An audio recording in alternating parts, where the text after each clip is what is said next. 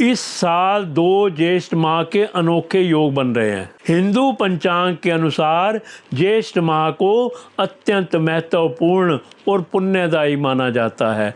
यह महीना तप, दान और धार्मिक साधना के लिए विशेष फलदायी बताया गया है। इस दौरान पड़ने वाले व्रत और त्योहार न केवल धार्मिक आस्था से जुड़े होते हैं, बल्कि व्यक्ति के जीवन में सुख, शांति, समृद्धि और सकारात्मक ऊर्जा भी लेकर आते हैं। ज्योतिष शास्त्र के अनुसार ज्येष्ठ मास में यदि व्यक्ति अपनी राशि के अनुसार कुछ विशेष उपाय करता है तो उसके जीवन की कई बाधाएं दूर हो सकती हैं और भाग्य का साथ मिलने लगता है।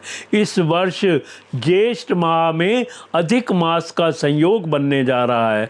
ज्येष्ठ अधिक मास 17 मई 2026 से शुरू होकर 15 जून 2026 तक रहेगा। अधिक मास के कारण कई प्रमुख व्रत और त्योहार की तिथियां सामान्य समय से लगभग 15 से 20 दिन आगे खिसक जाएंगी। हिंदू धर्म में ज्येष्ठ माह को तप, दान और भक्ति का विशेष समय माना जाता है। इस पवित्र माह में कई देवी देवताओं की पूजा का महत्व बताया गया है। विशेष रूप से भगवान विष्णु, भगवान शिव और सूर्य देव की पूजा करना अत्यंत शुभ माना जाता है। ज्येष्ठ माह में भगवान विष्णु की भक्ति करने से जीवन में सुख, समृद्धि और सकारात्मक ऊर्जा की प्राप्ति होती है। इस दौरान आने वाली निर्जला एकादशी का व्रत विशेष रूप से भगवान विष्णु को समर्पित होता है, जिसे रखने से सभी एकादशी व्रतों का पुण्य फल मिलने की मान्यता है। वहीं भगवान शिव की पूजा करने से मन की शांति और कष्टों से मुक्ति मिलती है। इसके अलावा सुबह के समय सूर्य देव को जल अर्पित करना भी अत्यंत शुभ माना जाता है, जिससे स्वास्थ्य, ऊर्जा और आत्म बल में वृद्धि होती है। इस प्रकार ज्येष्ठ माह में इन देवताओं की पूजा करने से व्यक्ति के जीवन में सुख, शांति, समृद्धि और आध्यात्मिक उन्नति प्राप्त होती है। ज्येष्ठ पुरुषोत्तम मास में राशि के अनुसार करें ये उपाय। मेष राशि के जातकों को ज्येष्ठ माह में प्रतिदिन सुबह सूर्य देव को जल अर्पित करना चाहिए। इससे आत्मविश्वास बढ़ता है और जीवन में आने वाली बाधाएं धीरे धीरे दूर होने लगती हैं।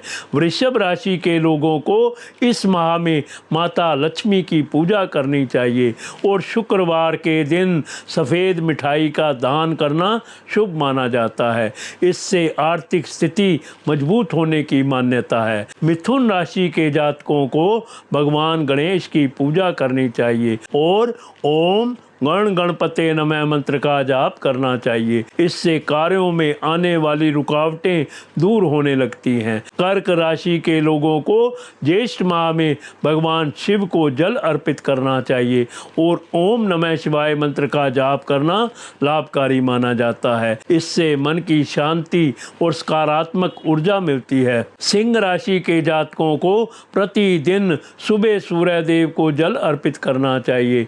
इससे सम्मान, आत्म बल और करियर में प्रगति मिलने की संभावना बढ़ती है। कन्या राशि के लोगों को भगवान विष्णु की पूजा करनी चाहिए और पीली वस्तुओं का दान करना शुभ माना जाता है। इससे जीवन में सुख और समृद्धि आती है। तुला राशि के जातकों को ज्येष्ठ माह में माता लक्ष्मी की पूजा करनी चाहिए।